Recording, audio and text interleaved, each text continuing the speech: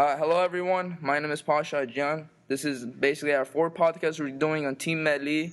This one is going to be an interesting one because today we have a special guest. And the two previous panels that we've had was Babak Golriz and Sina Saimian, which are still on here. But today will be interesting because today we want to talk about the Asian Cup games. We have a coach that has experience in various group levels, international experience. We're gonna be focusing on the Asian Cup games mostly. So my name is Pasha Ajin once again, and then my Twitter is at PASH021. I'm gonna pass this along to Babak. Hi everyone, it's a pleasure to be with you here again. I'm Babak Golriz. My Twitter ID is Babak BABAK Golriz GOLRIZ. Hi guys, it's really nice to speak to you. I'm Sina, and you can find me on Twitter at SINAA_SA. Yes, and I'm the new guy. My name is Tor Thodesen. I'm a Norwegian professional coach. 48 years old. Been working in football for more than 20 years. Both here on top level here in Norway and a stint in Eastern Europe, as well as 16 months in Abu Dhabi. My last contract ended in May now, just a month ago. All right, thank you. First of all, I just want to start off with Tor. I have a question for you. Is what because you coach various age levels and stuff in Europe and some notable clubs like Estonia and stuff as a country. What have you seen coaching there as opposed to, I know you coach in the UAE, what have you seen as the most growth development and stuff as you see when you compare and contrast the teams? Well, you're talking now about the whole ladder from the younger ones up until the professional ones. Yeah. My first impression when I came to the UAE is that they have a certain culture for playing with the ball. You know, when you see in the youngsters, you can find a lot of interesting skills. You know, quite confident with the ball, and I was. Let's say I was positively surprised about the level of the general technique.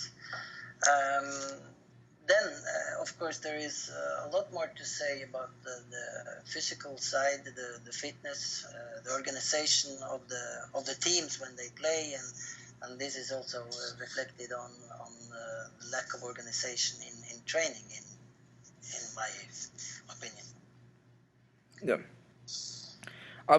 And I just want to keep going back to this point is that the mentality. What have you seen as the mentality of the players composed to the European players as from the various age groups? And then we wanted to discuss them later on. What have you seen? Well, this is of course a really big subject, and we could probably use a whole podcast just to talk about that. But in general, and maybe some people in the Emirates would dislike this view, but I'm afraid that it's a problem when things come too easy for you. You know, when you're used to getting what you want in all situations in life.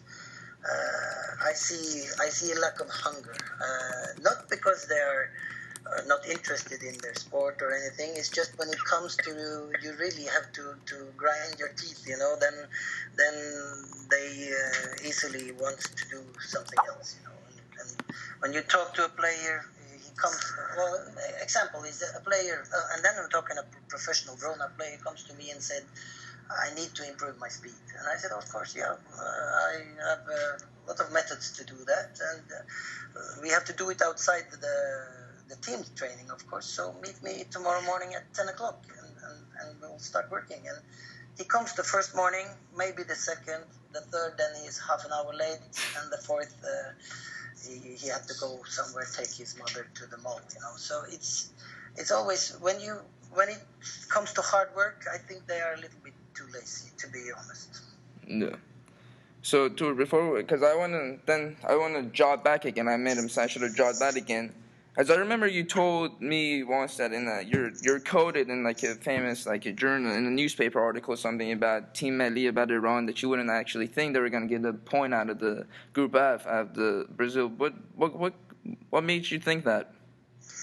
Well, now we know how they did, and Yeah. we've seen them. So now we have the answer in a way. But to be honest, even then, though I've been in your area, I was probably colored by the reports that comes through in European press, and to be honest, more they're more based on a lack of actual knowledge, but a lot of the writing when you see all the previews on the teams was focused on a lot of negatives, and I'm thinking afterwards if there was a clever PR guy in the Iranian setup, or this is just how European media wants to project on it, but one of the cases was that they lacked socks,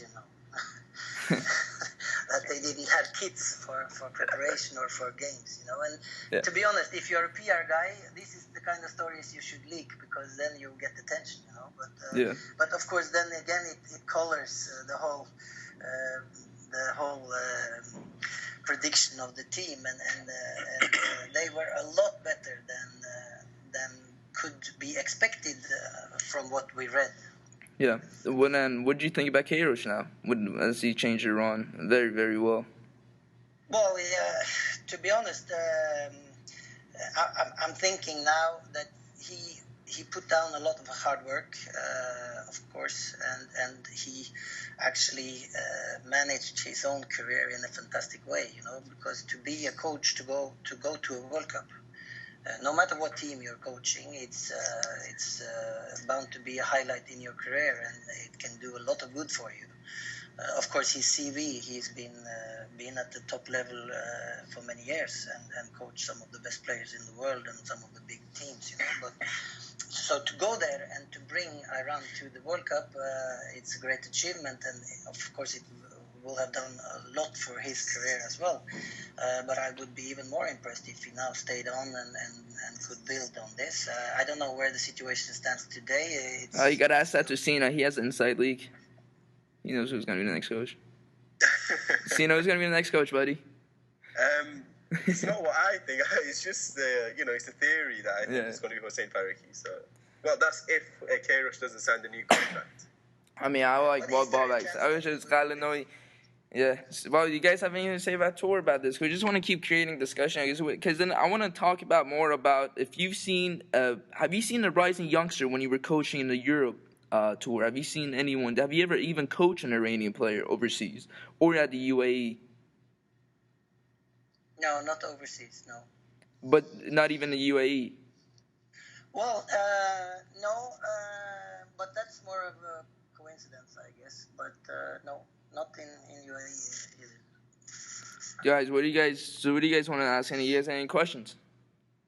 I'd like to know Tor, in terms of Asian football, what do you see let's not even compare to Europe, because that's a different level. But what do you see the main difference between East Asia and West Asia, and what's holding back West Asian football? Oh, that's an interesting question, of course. I could start just by making a little comparison with Europe, just to put the picture when it comes to the physical side of the game, because now you see one of the challenges we have now in football is that people are getting so strong, so fast, that it's, in my opinion, it's even challenging the rules of the game, because the impact you see on the collisions now, it's getting crazy, and that's the fact, when you look at world football, and from the UAE perspective, they are a lot behind on the physical side, and this is not only about fitness and training, but it's also about selection of players. We made tests in Banyas, and physical tests, and at that time you measure the height and the weight of the players, and we compared compared to European Champions League level, and came out with an average height of 5 centimeters less and 5 kilos less body weight. And this is something that, well, of course, it has a little bit to do with selection of players, but it was average numbers, for a lot of players. So that's a point that is interesting. Asian people are lighter and smaller. And then again, can they develop their game to make this an advantage? One of the world's best players is still like an Asian in the body, with Messi. But then again, would you want 11 Messis in a team? That's interesting. And when you, to your question, then first of all, there is no reason why you shouldn't be on level with the other Asians, at least.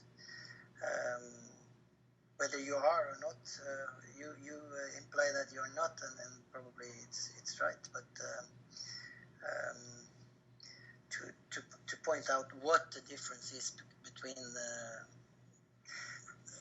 the one side of Asia and the other, it's, to me, not easy. I don't have a more or a deeper answer than that. It comes to both number of people to select from and of course money to make preparation and so on. Thank you. But what about in the UAE? As far as I know, they invest a lot in terms of facilities. Yeah. Now, that's what you read in the newspapers. You would know better because you worked in that atmosphere and environment. So since they're investing a lot, are they investing enough in the grassroots and youth football in terms of encouraging players or people, I should say, or young boys to start playing at the age of 7, 6, 8, and then creating the training camps or whatever you want to call them, to be able to pick out talents at a younger age and develop them and invest in them? Are they doing these sort of things right now? I would say definitely not. I cannot speak for all the clubs, and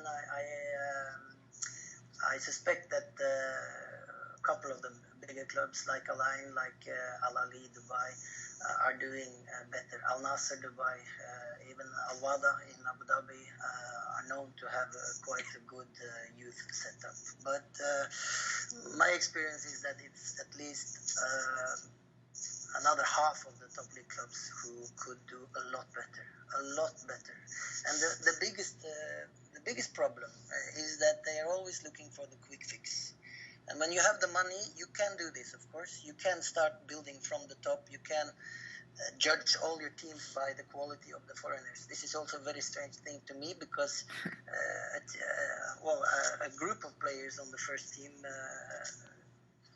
is 25 players. And even still, when you talk to them about qualities of the team, they're always talking about the qualities of the foreigners. So if you succeed with the 4 foreigners, then you have a good team. That's their way of approaching it. And to me, it should be the other way around, because if all the clubs have the money to bring in 4 good foreigners, then it's a question what you do with your locals. And the team with the best locals will be the best team. But they're always going for the quick fix. They're always building from the top. And this means also, and especially with coaches, they bring in a lot of good coaches, but they give them 2 months to prove themselves and to bring in the results. And if they don't, they're out again.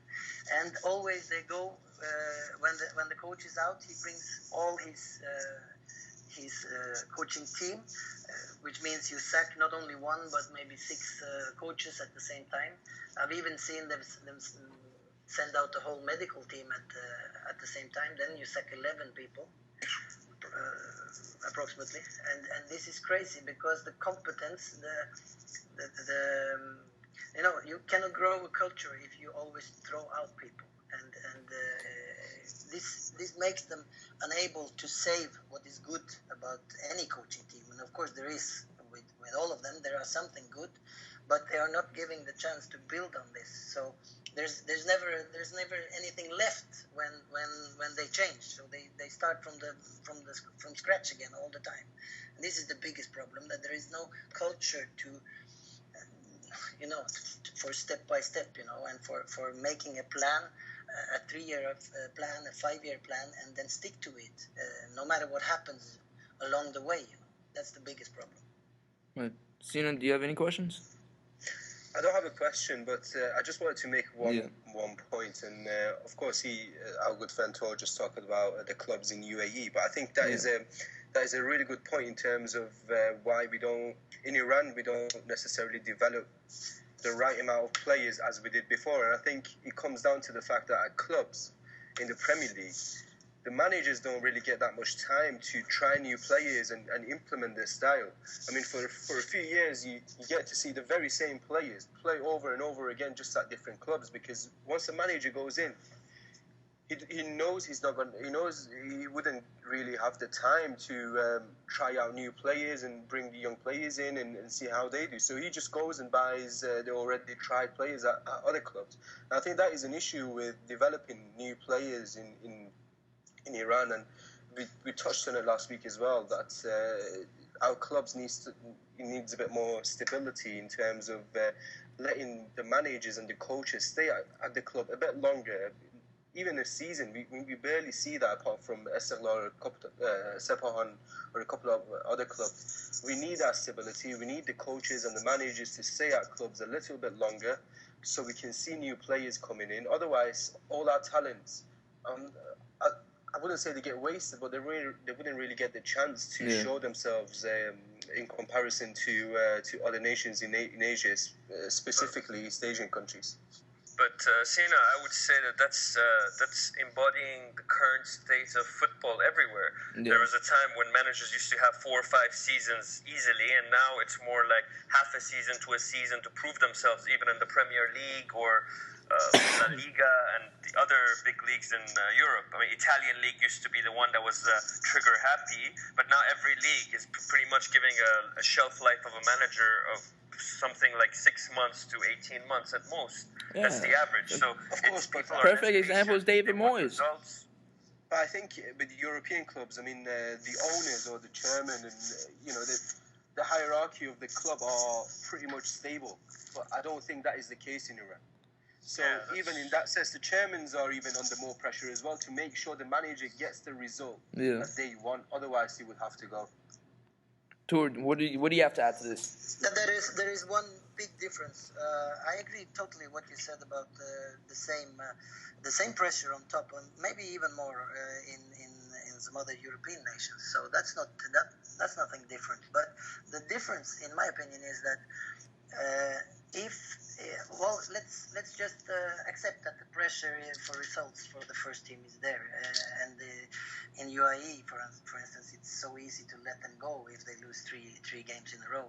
But there, compared to Europe, you don't have the strong setup for the player development. You don't have a sporting director who is given time to put in the right people in the right positions, to make a structure for the development side, and just release that or divide that from the professional first team demands. So you could have. You could easily set up this in UAE also if they were interested. Make a strong setup for the player development side, hire the right people and give them time, because eventually then they will start deliver, and then the first team can live a little on the side of this, and you can expect that there you have to win games, and if you lose 4 in a row you're out.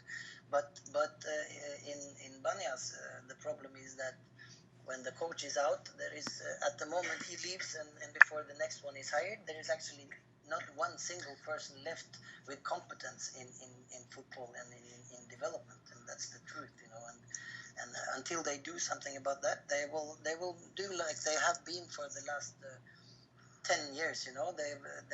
They come third in league 1 year, and then year after they're 9, and then again they can be top, and then year after they use 3 coaches and they're number 8 again. So there's no consistency when you work like this.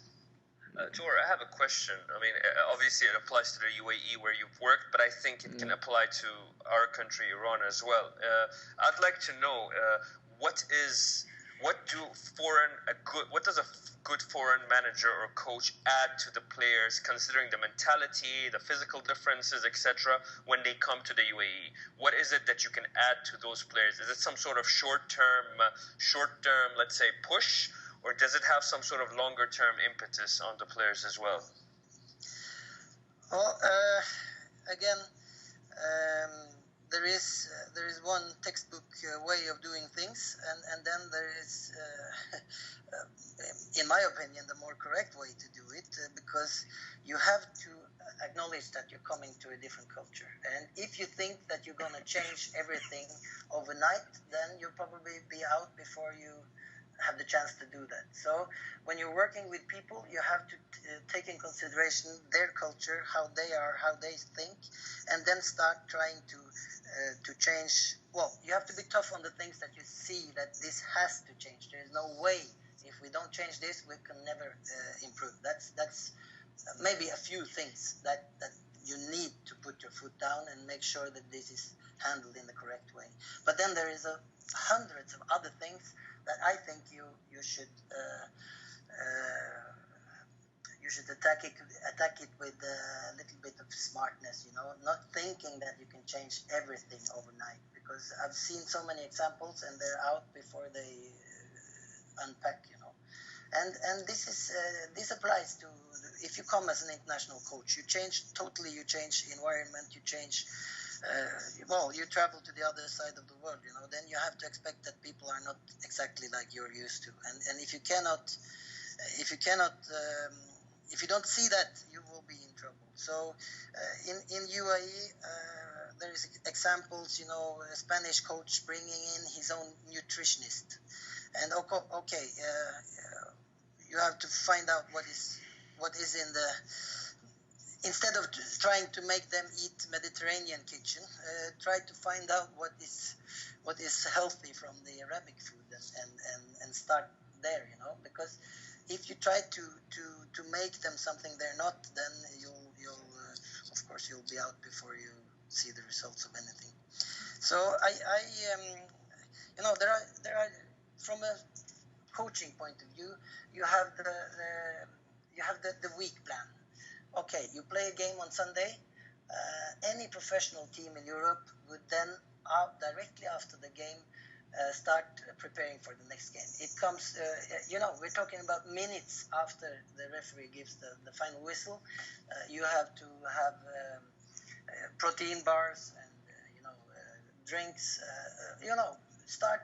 Treat your body like a machine who is going to deliver again on Wednesday or next weekend. And then make sure you get in all the treat your body in the best possible way.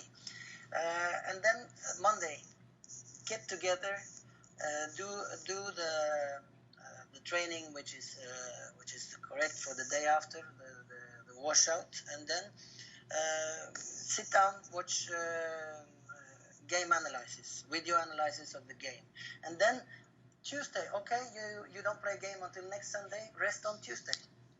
And then from Wednesday, prepare for next game. This is normal, This is how from a fitness point of view, it should be done. Use the first hours to start the recuperation. But in UAE, when you say that as a coach, I say, no, the players, they always need to have late night out after the game, let them relax. We've been in camping, we go to a hotel day before. They need to come out with their friends, relax, get not to think about the game, And then, of course, you cannot get them up in the morning on Monday. It's not possible if they went to bed at 3 or 4 o'clock, So then Monday, day after game, always day off. And then you come in Tuesday and they're still not recuperated. So you have a bad session or a recuperation session on Tuesday, which means you're not prepared to train as hard on Wednesday as you would have been if you started the recuperation directly after the match. And I think if you want to, as a European coach, you have to single out your fights. Which ones are you going to take, and which ones are you either going to look the other way or try to improve it a little bit step by step, you know. So that's my opinion. If you come in and try to turn the world upside down, you will be out before you unpack, you know. Yeah. Tor, I have a question for you. You were telling me earlier about your first going as a fitness coach and then something happened along the way. Can you explain that to us, to the viewers? That was a really interesting story. Well, yeah, as I told you, I used the years up until I went there in February 2013. I was in head coach for several seasons. But then my Norwegian professor, which I used to work with in my Norwegian teams, physiology professor, he was there testing them on recommendation from Real Madrid, actually, because he knows the head of the medicine department in Real Madrid. Banyas contacted Real Madrid and asked for help, and Real Madrid said that we don't have the possibility to send anybody now, but we recommend this Norwegian professor. His name is Mr. Helgerud. So he went down there with a portable lab, tested them for speed and endurance and power, everything, and he presented them with the results, and of course they saw that they were behind, you know. And then they asked if he could come again in 3 months, and he said, of course I can, but if you don't change anything of your preparation in that period, you will have the same results. And that's how he ended by recommending me. But when I came there, I found that this was not actually something that the head coach had wanted. It was a Czech coaching team led by Josef Chovanec, very experienced, good coach with good results in Europe.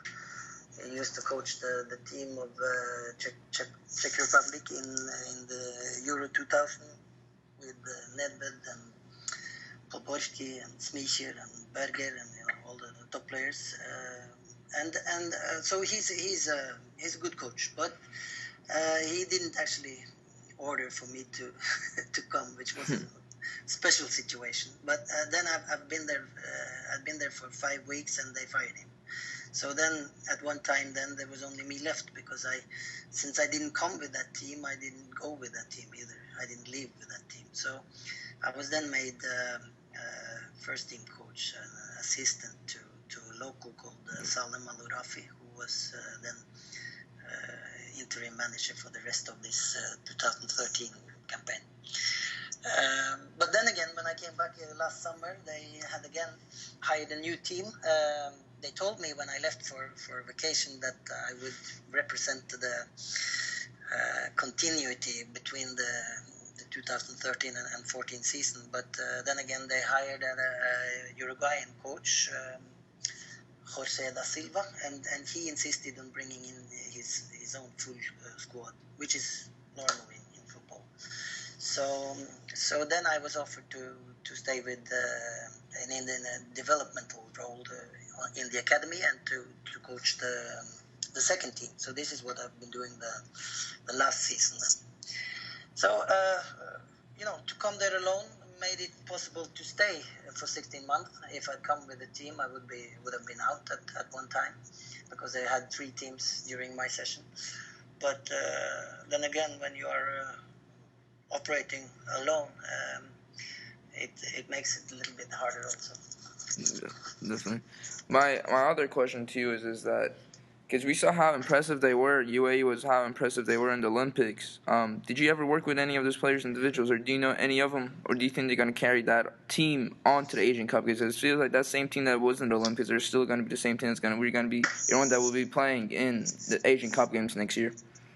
No, well, if you look at UAE football in total, this is the most interesting thing going on at the moment. It's the development of the national team, and with Mad Ali, who is a local coach, this is also interesting because they don't seem to trust many local coaches. But now actually one is doing really, really well with the national team, and this should open doors and maybe make it more.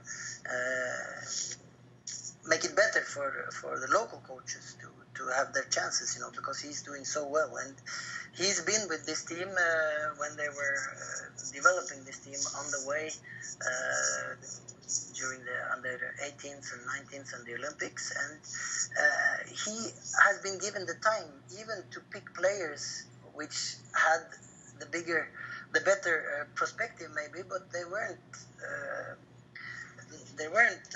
maybe the best players at the time, because you had 30-year-old midfielders who could do probably better at international level than the youngsters that they played, but they gave them the chance, and it was a good experience for them in the Olympics, and they've continued through the qualification, and they look really strong, and it's an interesting team to watch, because they are what do you say in English, homogenic, or well, I don't know what's the correct word, but they're all in the same age group more or less, and you can see that they are strong together. There's a good team spirit in this team, and that's the strength, and they will, for years to come, I think they will still improve, and that's why I think already in January it will be a really interesting team to watch. Yeah. So they're going to be playing with the likes of Iran, Bahrain, and Qatar. Where do you see UAE going in this Asian Cup compared to the likes of Iran? Well, that would be a guess again, because I'm not enough into at least not the other Gulf states there, with the Bahrain and Qatar, to say something really meaningful about that. But again, you asked one question about individual players, and Bani has had 3 players more or less regular in his squad. It's Saleh Aboush, who's a winger, and then you have a right back who's been playing more or less regularly, and then Abdurrahman, then who will again be, I think, in this group when he recovered from his ACL ligament injury. But the star of the team is Umar Abdulrahman in a line, the midfielder. Yeah. There's a lot of talk about him going everywhere all the time, from Arsenal to Benfica to Manchester City. I'm not sure if that will happen, to be honest, but he's a really gifted player. I'm just a little bit worried about him in a European top level because of his physical side. He's small and he's lightweight, but then again, we said if Messi can survive with his size, which he obviously does, then it should be possible for other players as well. But you have to have something that really compensates the lack of physical ability, in the duels. And again, when you see you see all the Drogbas coming through now in the World Cup, and the speed and the power that you see in every duel. It's sometimes in the slow motion you have to look away because you think he'll break something.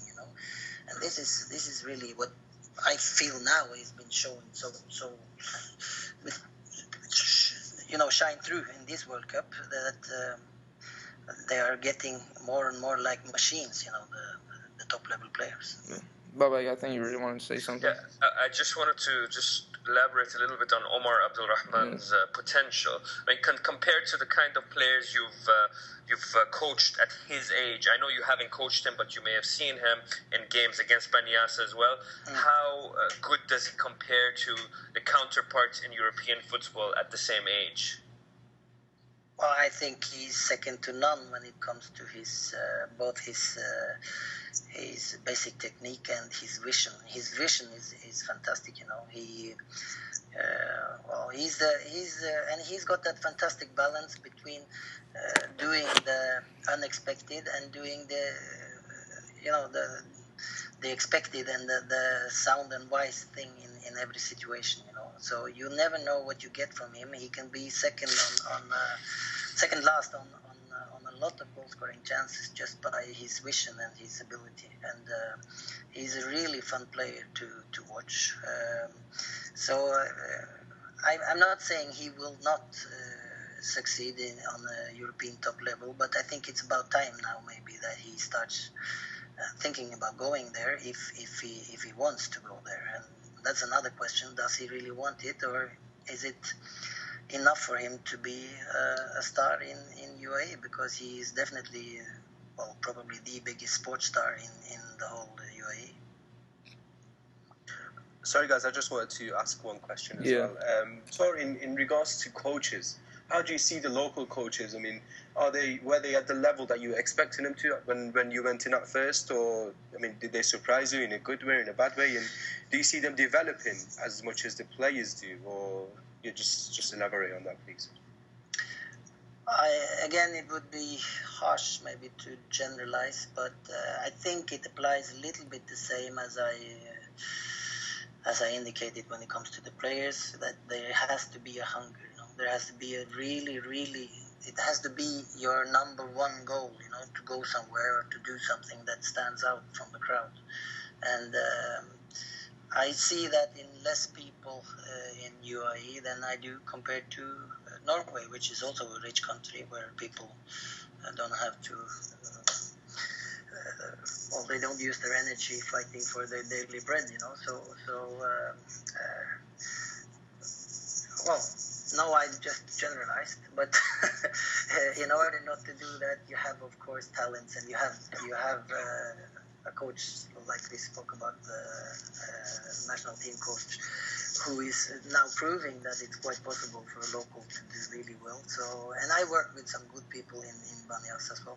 But again, if you want to achieve something, if you want to go places, you really have to, you have to give it your all. And that's the question with the whole society in the rich countries, that things comes too easy. That's my personal opinion, at least.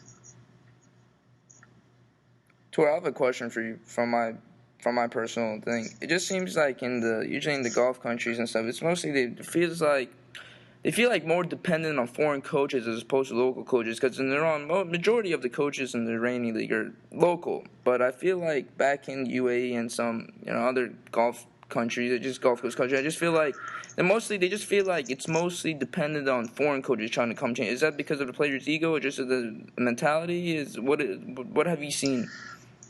In UAE, you have to look at the whole structure of the society. They use experts for everything, and they don't work as much as any other countries.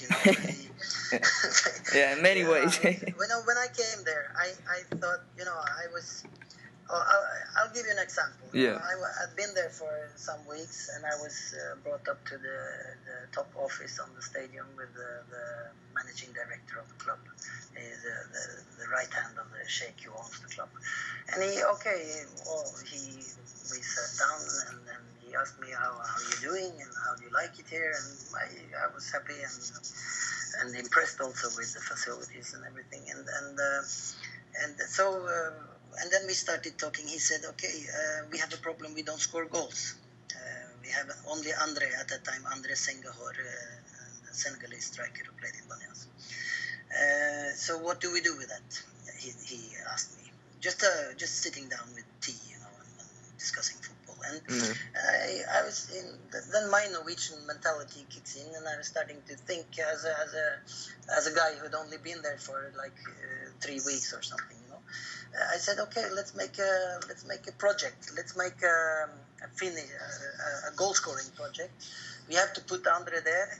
We have to take this guy and this guy and this guy, because there were some young, promising, in my opinion, promising strikers, especially one who has a fantastic physical presence, but he was a little bit stressed in the finishing situations. And this is something you can work on. This is something I would like to work on as a coach. And so I said, let's put him and him and him. And so I come up with 5 names, let's make a project with them 3-4 times a week, half an hour, isolated finishing, different exercises.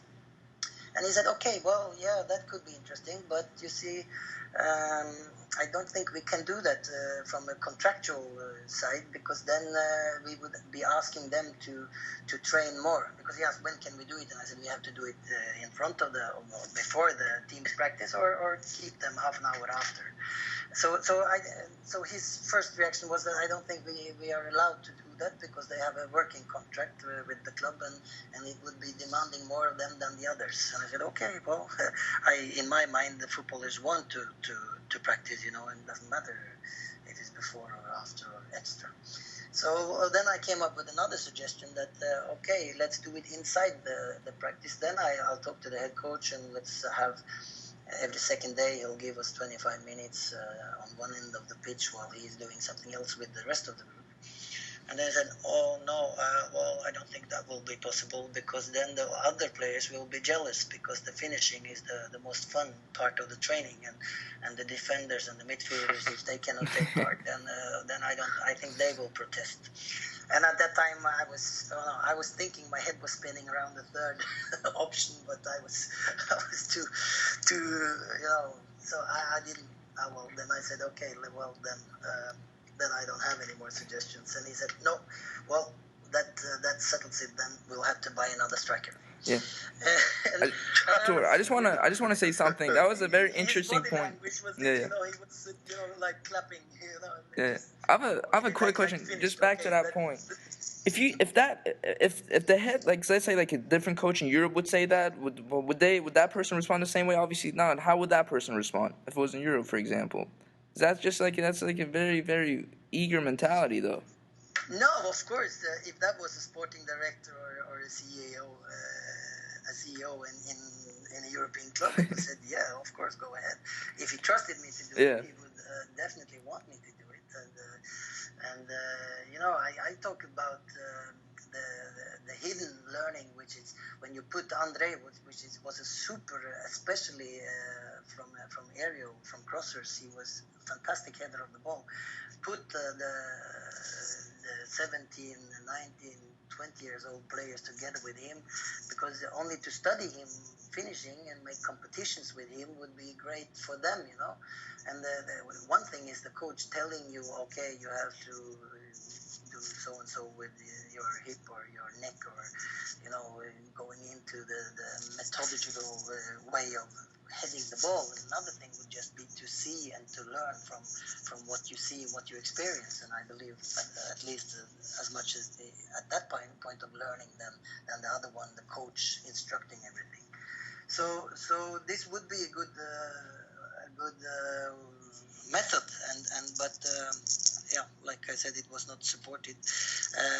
And at that time, I was thinking, because I was impressed with everything I saw in the country, I was thinking, okay, so they don't believe in the longer perspective and the learning, the educational side of football. Yeah. They don't get the grip of this. But that's the same problem we have in Iran. My car, I see all the tall buildings, I see all the 5-lane motorways, and I think there must be somebody else with a sense of good planning in this country. There must be a culture for good planning. But then, after staying a while, I learned that all the people building the tallest buildings in the world or doing the planning for this nation is also hired people, mostly from Europe or other parts of the world, So, well, then you have to consider, when it comes to the UAE, that they are a really young nation, and they don't have generations to build on from a strategic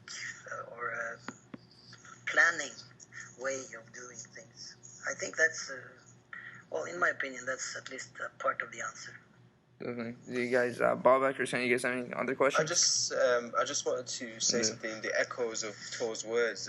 I read a quote from the current England manager, Roy Hodgson, and he was saying how, because he was the UAE manager in the early 2000s, I believe, and he was saying how those 2-3 years when he was there managing the national team, it was a difficult time in terms of getting the players to believe in his project and to work hard to reach the goals that he wanted to reach. So he clearly sensed that lack of hunger, that lack of ambition to really work hard to get to that next level. And I think that was really, Tor was saying in his words, in the sense that whether it's coaches or the players, there's that lack of hunger and the ambition to work hard and try and reach the levels that maybe you haven't reached before. And I think Roy Hodgson mentioned that as well, of course, being the UAE manager.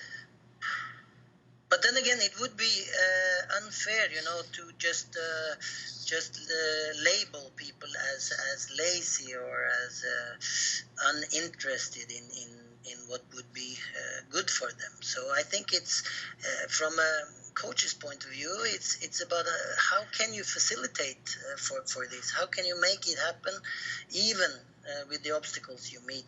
Because they are young people, they have ambition, of course they have, and again, it's stupid to generalize because people are different. Wherever in the world you go, people are different. So I think it's for a European coach or a foreign coach in UAE, it's also a matter of learning the culture and facilitate for this, even with the obstacles you meet. And that's a really, really interesting challenge. I actually think that, just to give context to the word hunger and ambition, is the fact that professional footballers in the UAE get a lot of money at a very young age with a very light, let's say, training schedules, etc. The expectations in terms of what they are doing in return for that money may not have been as high from the beginning of their professional careers. Therefore, they get to a point where they are doing what they're supposed to be doing, like they said contractually, like the managing director of the clubs mentioned to Tor, that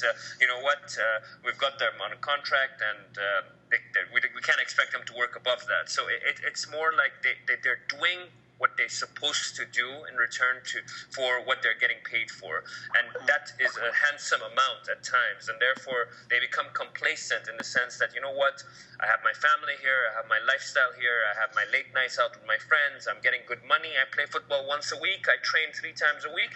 What more do I want? Do I really need to push myself to another level? And that goes back to the society in general, being a young society. I lived there for a long time, and it's a predicament in a way, especially with the local population. It's you have to live there to understand how it is. It's kind of like a bubble, isolated from the rest of the world, and that's good and bad at the same time. But to want to really push yourself to go to the next level when it comes to professional football, they really need to get outside their comfort zone. And sometimes the clubs themselves and the infrastructure doesn't make it easy for them to push themselves to another level. There was a player a few years ago called Ismail Mata. He was a fantastic talent. He's still playing, and I think he's the captain of the national team. In my opinion, at the time when he was at his best, he could have gotten into the Iran national team starting lineup and possibly a number of other top Asian sides who have always lacked a top striker. If you look at Japan, Korea, Iran since Ali Dai, Japan and Korea, they've been looking for a good top number 9. And this guy was speedy. He had a good turn. He had a good shot. He was hard working on the pitch. He had it all, but he never really pushed himself to go to European football. And I do not believe whatsoever that he didn't have the opportunities. I'm sure he had opportunities to go there, but he was well taken care of in the UAE. He was idolized by the youngsters, by the club presidents who would give gifts and this and that. And that kind of really, it has a negative effect in the longer term because players are very happy to stay there. And to go to the next level, you really need to go outside your comfort zone. We have this problem in Iran right now. Sardar Azmoun is a great example of that. Ali Reza Haidi, Sardar Azmoun. These are players who Ali Reza Jahanbakhsh. These are players who could have stayed and moved to the biggest clubs in Iran and gotten paid more money than they're getting now at Rubin Kazan and NEC in Holland, respectively. But they chose to go there at a young age. Why? Because they see a longer-term benefit for them.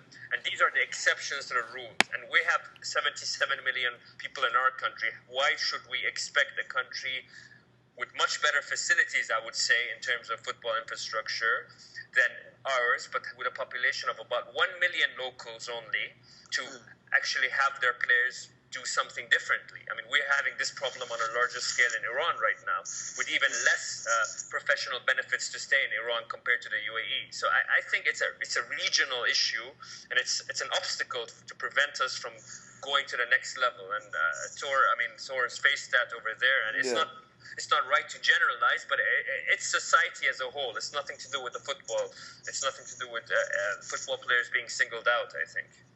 No, I totally agree with everything you said, and you know, you have to fit it into the biggest picture, you know, and it's about culture and mentality in the society as a whole, and well, in one way you can ask when you see even in Banyas the second team players coming to training in a Ferrari, you know, maybe it's understandable, you know, that you have a good life, you have your safety, and not only, well, let's just dwell with the safety issue, you know. I went to training camp in Hungary for 5 weeks, where I was the only European with 70 people from Banyas, and I see how, to be honest, how afraid they are just to walk outside the hotel in the countryside in Hungary, you know. But then again, I'm starting to ask myself why, and to be honest, there is a reason. This is why you can get mugged or you can get harassed on the street in a much larger scale in Europe than they would experience at home. So it's a big picture, and to understand why they are afraid, it should not be. You should not maybe demand that they go abroad to play football in, let's say, in Belgium or Holland or a league in Europe, which is maybe not among the top 3 or even the top 5 in Europe, but still a really good professional league when you can make twice as much money staying home in the Emirates, being with your family and being a star. You know, you have to ask yourself, would you have done it? Yeah, exactly. That's a perfect question to put. You know, that's what we saw with Sardar as well. I don't know if you know him, if you know the name or not. Well, he's a young rising talent. And one thing that really made me happy, I don't know if Bobak Cancino know about this, but he was heavily linked with some top clubs, and we have a very famous commentator and stuff in Iran. His name is Adel Sipur, and he came on his show via Skype. And they asked him a question, is Arsenal, Liverpool, and all these AC Milan, all these top clubs are actually after? And he said, yeah. But one thing that he was very heavily linked, but one thing he did do right now, as of now, I was just reading, is that instead of him, he said specifically, I don't want to sit on the bench. I want to be playing. So once again, he's going to play again for Ruben Kazan as a predominantly, he's a first-team striker. And that's something that made me really happy, is that he didn't get brainwashed because they're just bigger clubs and stuff like that. And I feel like that's like the biggest problem in today, and actually in the Gulf Coast countries back at home in the Middle East, is that the players, it's because of the big egos they have. Like from an early young age, you know, they tell them this is how much you're gonna get paid, and they have the life set stone for them. And as opposed to in Europe and stuff, as I've seen, you know, I'm a very big United fan, and I remember when I was usually watching Adnan Januzaj from U18, he got promoted, and this kid had a very strong, very miserable life before he got into United when he was playing for Anderlecht. Apparently his dad and mom divorced, and there was a lot of issues, but he never led that back to him, and I feel like that's something that lacks in Middle Eastern football or in Asian football in general, is that big egos, as they just feel like whenever they got money or something, like life is just set for them right away, but they don't want to fight to get to that next level. I think that is why a lot of our sports are getting hindered from that. And I just want to see if you, like, what have you seen from that, though? From experience from coaching in Estonia and various, you know, European clubs and the life they've been through compared to, you know, the UAE players or other countries that you've coached with. You don't have to go further than in my own backyard here in Norway, where they sometimes bring in young players from Africa, for instance, which has been scouted. I've been myself to Dakar to bring in a couple of, one from Gambia, one from Senegal, young players with absolutely no CV when you bring them in. You just go there and scout them and facilitate for a move to Norway, and you see what kind of how they dedicate themselves to every waking moment, you know, to improve, because they feel that they have had now.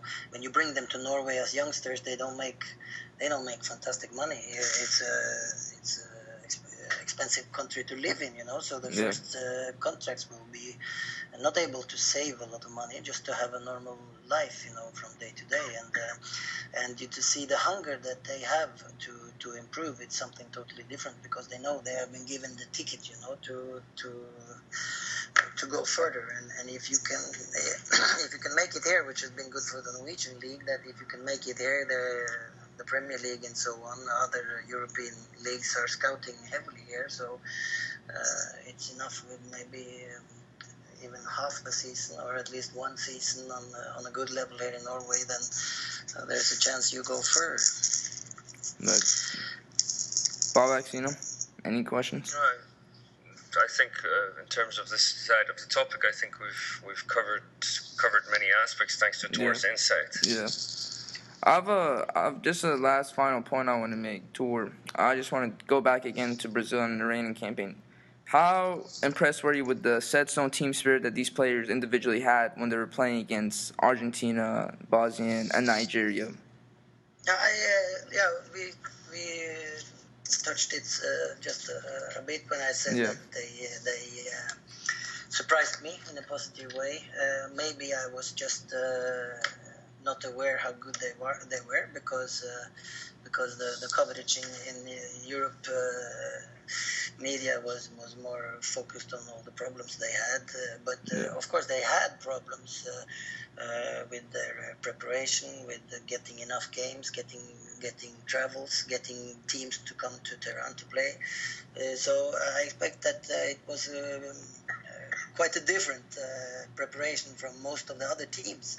But I would like to ask you a question. Did they have more time together than the other clubs which had to gather players from all kinds of good leagues and get them in just a few weeks before? No, there's a lot of problems. Even Bob and will tell you. They're all there. You got to think about it. There's a lot of political things that happen within our country that hinder our sports.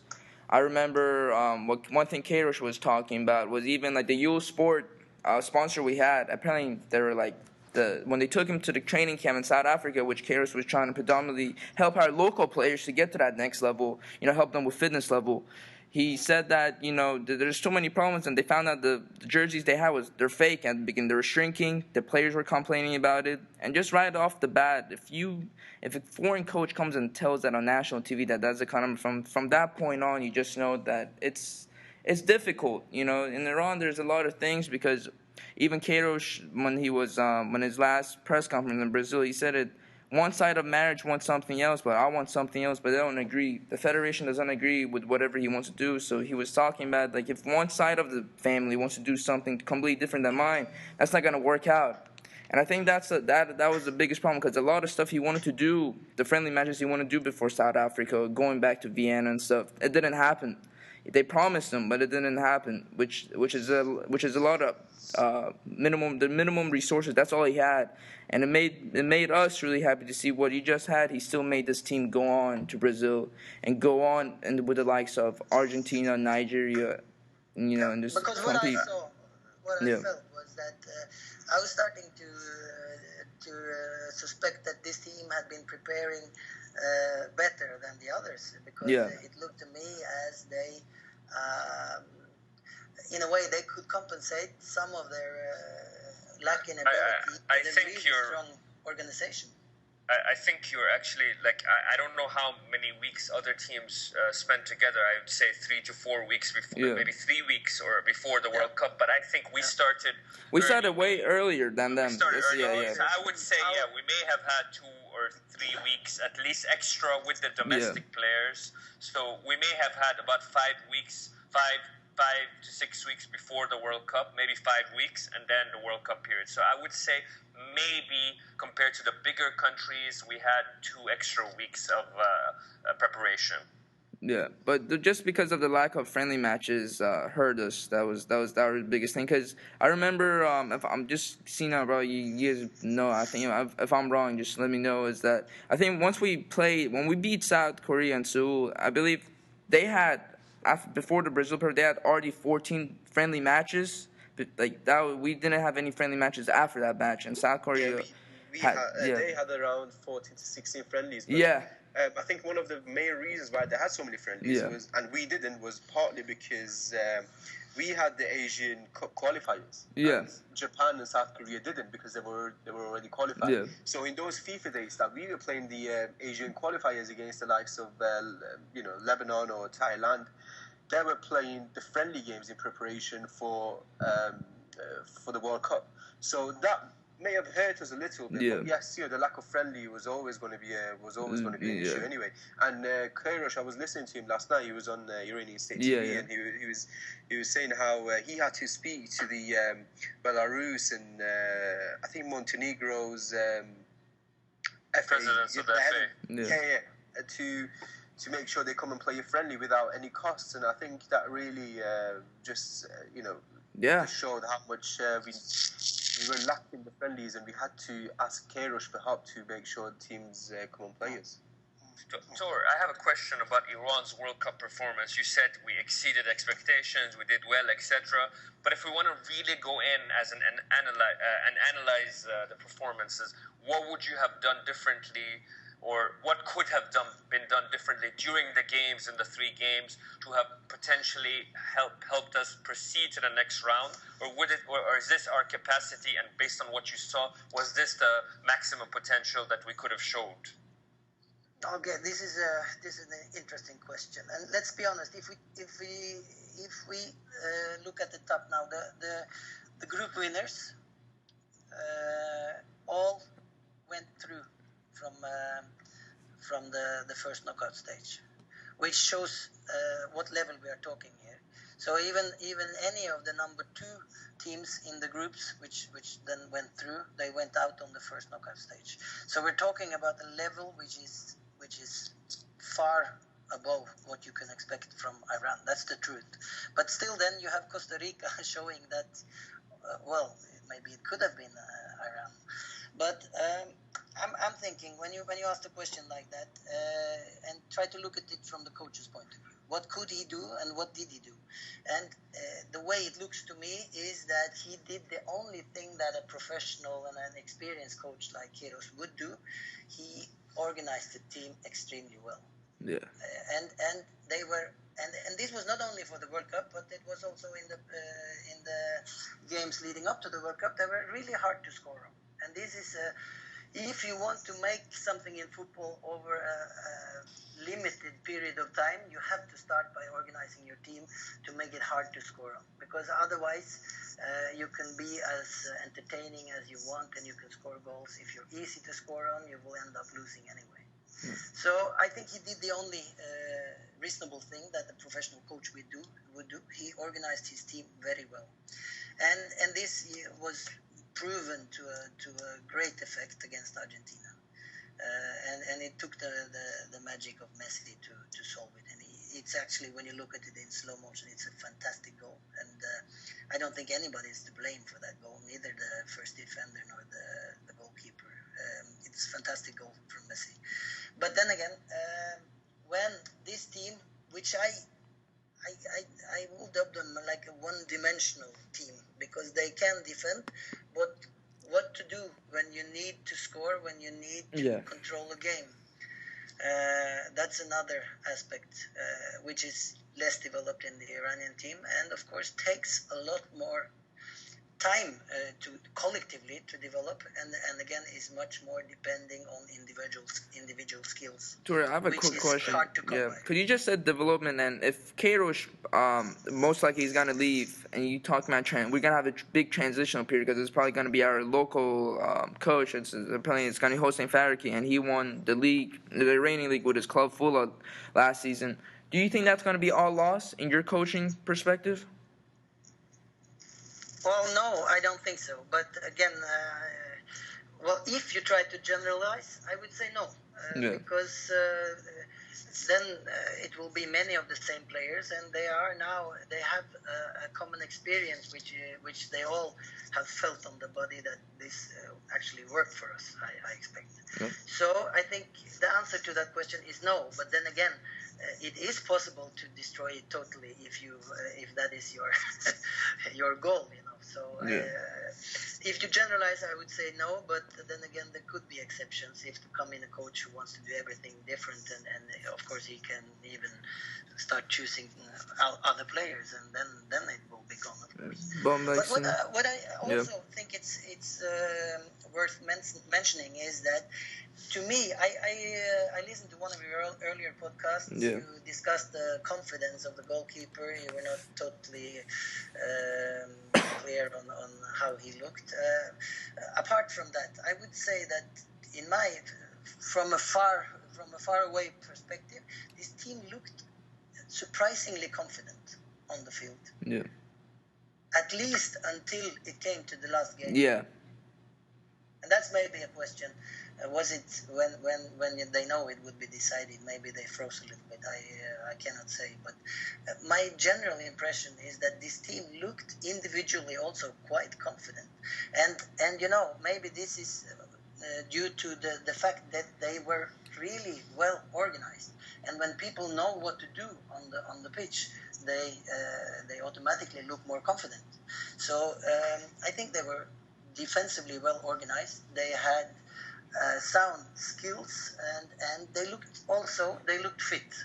And when you talk about maybe they had, you talk about maybe 3, 4, 5 weeks more than the others, or let's say they had 3 weeks, and then when you're in camp, you can make even 2 sessions every day, not to wear people down, but you can make technical sessions, you can have analysis, you can watch videos. So there's a lot of things you can do. And when I look at the squad that Kyrgios had around him, this was an internationally well prepared or well put together squad, with a lot of experienced people from different. He had another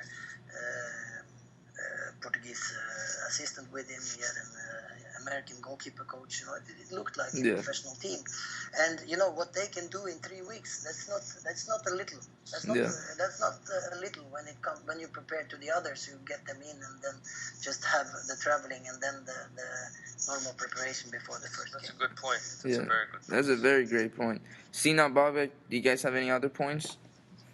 I just want to elaborate to what Tor said about us being one-dimensional, which I completely agree with. Yeah. And I think that is an issue for us going into the Asian Cup, because especially in the group stages, we're not going to be grouped with teams that we will be the lower size, if you like. We are expected to go out and dominate games, whether it's dominating the tempo or there's a possession and scoring goals. So I think that transitional period that we are talking about, that we touched on in the last podcast as well, it's not just in terms of players, it's in terms of footballing style as well. Yeah. We need to play a bit more offensive, a bit more, expressive going forward, and I think that will be a key point going into the Asian Cup. I personally don't believe we can win the Asian Cup, whether it's with Kairos or with Faraki, or with anyone else. I don't think we can win the Asian Cup. To be honest, I don't think we can get 9 points out of the group stage. I think we will go through, but I doubt we can get 9 points. But what I want to see is that development for the future. Is that I want to see us going into that long-term plan that we spoke about before as well, in terms of getting ready for the 2018 qualifying campaign.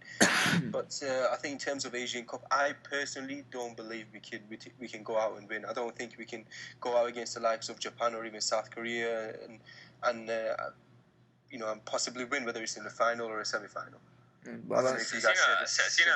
think on paper we're not as strong, despite being ranked number 1. I don't think we're as strong as Japan or Korea. But what Kairos has shown us is that in a one-off game in 90 minutes, when you're set up right, we can get results against those teams. I don't think we're the favorites. But I think there's a huge difference, because in the World Cup we were set out to go and defend, because we knew we're not the team to go out and really keep possession. That would apply against Japan, Korea, or Australia even. I know, but that's my point. Going into this tournament, from the group stages to the further, the knockout stages, there's a huge difference. We can't. I don't think we have the ability to play offensive football in one game and then completely sit back and defend on the other game. And I think that can hurt us a little bit in the further stages of the competition. Yeah. Tor, I have a question. Just going on what Sina said in terms of transitioning and one-dimensional side, which you mentioned. What do you think? Because I listened to Carlos Queiroz last night, and we're talking about tempo and why the Iranian players have very much lower tempo on the ball, and that's been a huge problem for us in the last 10, 15 years, or as far as I remember. When we get the ball, transitioning from defense to attack is very slow, it's tedious. So he mentioned that how can you expect players to have a fast tempo or transition when their training pitches in Iran are bumpy and the ball bounces and your first touch is uncertain because you don't know how the ball is going to come to you. That's what he mentioned yesterday. I mean, generally in Asian football and West Asian football, mostly, the tempo is a little bit slower than when you go to the top class football. Do you think it's the training facilities, like Carlos Queiroz mentioned, or is it the caliber of the player that is incapable of playing fast one-touch football? What is the main impediment to preventing us, or especially Iran? I mean, at least I can talk about Iran. Is that why do we have such slow tempo on the ball? Well, Queiroz may have a point. I don't think that is the key point. I don't know in what context it was said, but I would be surprised if that was his number one problem with the tempo, that the pitches are not good enough. Because I think this is more a matter of style and of individual choice of players when on the ball than the nature of the field. But let's if you look at now we have a great chance now on studying this from different angles because we see all the best teams almost every night in television. And let's look at Algeria, which I expect you will agree that they go really fast forward when they have the chance. Yeah, they play great high tempo football. They play. That must be Germany. I mean, they play football. They play attacking philosophy football. Yeah, but is it comparable when you come to coaches, to pitches or to climate or? But the Algerian players, they're all playing in the best leagues in Europe. Yes, that was the point I was going to France. Yeah. They've grown up in Europe, to be honest. Most of the Algerian team, they're not local players. They've grown up in European football. So do you think that has an impact, or? At least it throws off my question, because then you cannot compare because it's not comparable. But anyway, there is so many, or there are different styles to see now. We talk about Germany being influenced by Bayern and Pep Guardiola style. Arguably the most possession-oriented team of the teams left in the World Cup at this stage. I would still maybe put my money on getting the, in a way, dream final between Argentina and Brazil, but still both Argentina and Brazil have been looking a little bit like one-man teams so far. So to me, the best football's been played by Germany, but it's a matter of taste also. It irritates me when I see people throwing off possession-oriented football as football of last year. Partly because the success of Atletico Madrid this year, to me, you cannot write off Guardiola yet. In my I agree with you, Tor, but if you don't mind me just jumping in here for a second. Do you think that this German team, obviously possession football can work, and Barcelona proved it over a long time, Bayern Munich does well as well, but I remember the German team from 2008 and 2010, and they narrowly missed out on winning the competitions in Euro 2008 and the World Cup in 2010. The same style, at that time the style was a very direct, fast tempo counter-attacking football. Came to 2012 and Germany was out passed and out-tacticked, if you can use that word, against Italy. And at that point, Löw said that we need to change our style and be able to dominate the ball if we're going to go to the next level.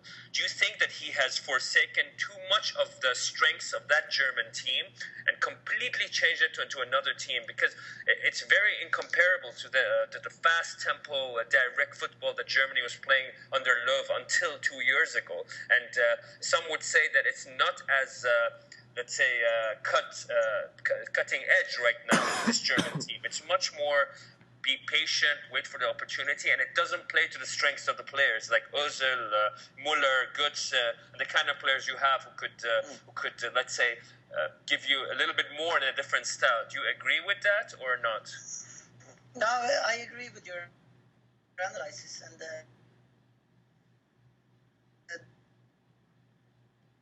year longer than 2012 and look at Bayern 2013, which was fantastic in my opinion. And they had also the balance between being able to keep the ball and then being extremely direct when the opponent was out of balance or outnumbered. So I'm not saying that. Well, let's say it in a different way. The next days will give more or less give the answer to that question, because Germany, if they go out at this stage, it will be a total disaster, and if they go all the way, it will be used as an evidence that Löw made the right transition or the right turn of direction to develop his team. What I like about Germany, what we've seen so far, is that in the way they keep the ball, it looks to me like they're always looking for the right moment to pass or to pass the ball past their opponent's midfield. They're always looking for the right angle, the right opening to the ball on the ground to the attacking player. And this is my kind of football. You can get tired if you see teams just keeping the ball for the sake of keeping it. And Barcelona at its less or at its worst, to say it that way, is sometimes a little bit boring in my opinion. But what I've seen from Germany this far, I think it's a way to control games that is fantastic. But again, to your question about some of the individuals not maybe being totally happy in this system, I would agree with you. But again, how you cannot leave Özil and Götze out of the squad either. All right, thank you guys. Because really, it's 1 hour and 30, 25, 16 minutes. So I don't know if the whole viewers wants to listen to this long thing, but I just want to wrap things up quickly. I really appreciate you coming again and speaking, and obviously you could come on whenever you feel like it as a panelist. And thank you again, Babak and Sina, for always coming on. But one thing, because I don't know if you guys remember the last podcast, you remember somebody when we talked about if you have any questions. Yeah, actually, before we wrap it up, I have one last question for Tor. Yeah. Tor, would you ever consider coaching in Iran, or what's next for you in your coaching career?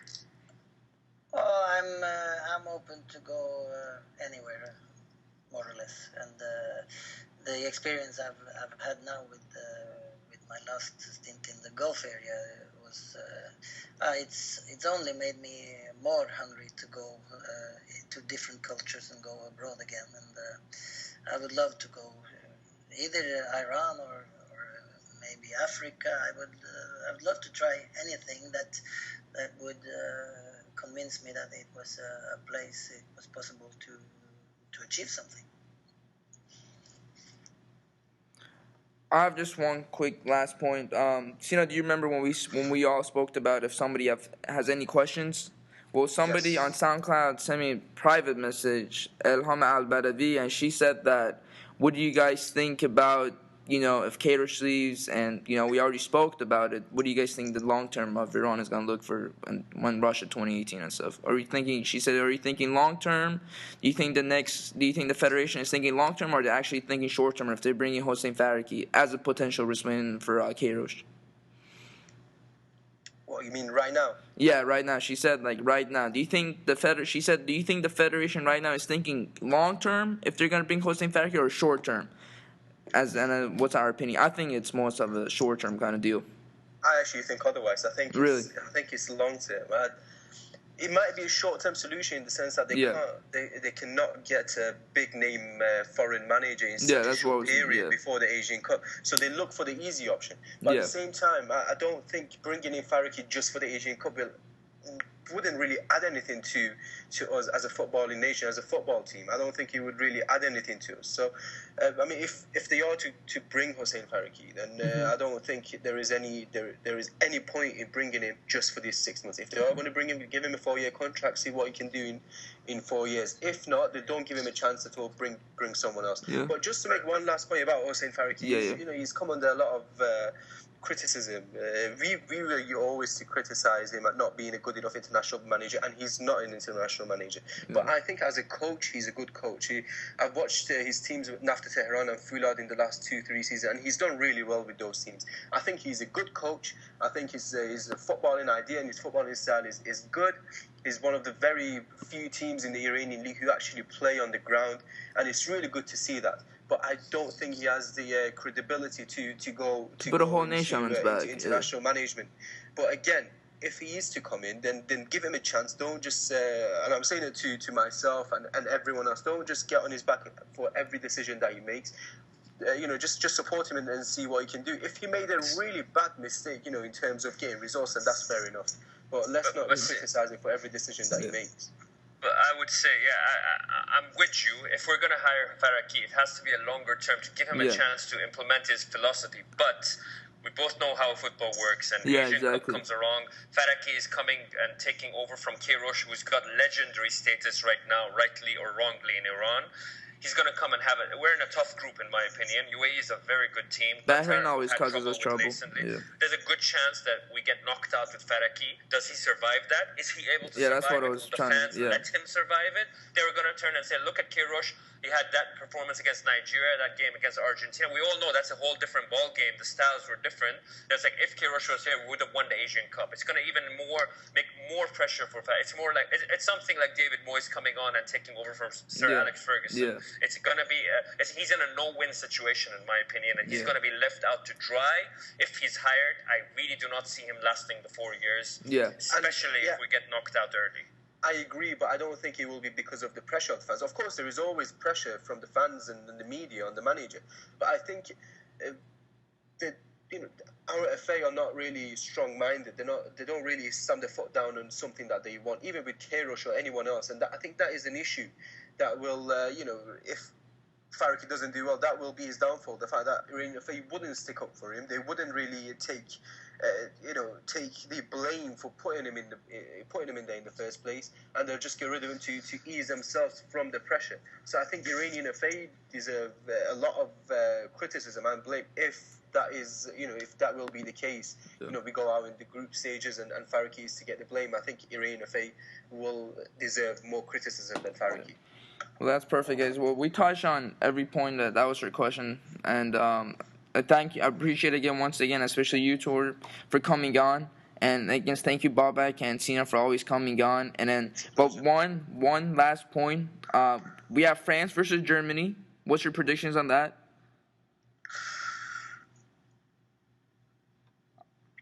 Tor?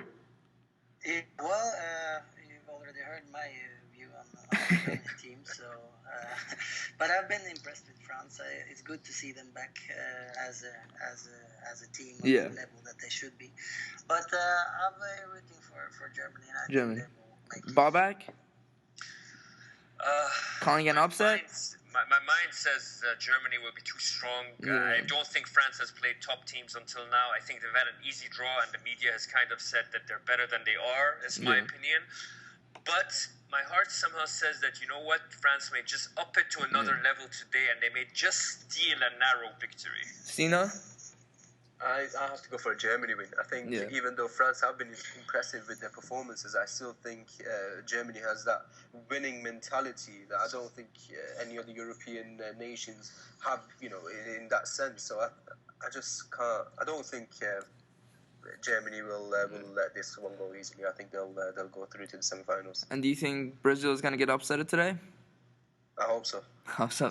Tor? I think Colombia's played the best football of the tournament. So, I mean, I feel Brazil has another year. I think the pressure is really intensive on that team. It's a young team generally. The key man is Neymar, and you don't see too many strong personalities like Dunga or Mauro Silva or the kind of players of the past in this team. Even the captain Thiago Silva, he's not the kind of vocal or strong leader that you would want in the team. But I feel that Brazil has more to offer, and I kind of think they're going to win tonight, and I still say they're going to win the title. Yeah. I also think this is the first game that Colombia will go into as the outsiders. Yeah. In every other game, they've been favourites. So I think it would be interesting to see how they approach the game. Because to be honest, I don't think they would have any pressure on them going into the game, because I think all the pressure's on Brazil. So it'd be interesting to see how they deal with that as well. Yeah. Tor? Yeah, that'll go for all teams that meet Brazil, even in the final. That they will, the pressure will be stronger on Brazil than the opponent, maybe. But the only thing I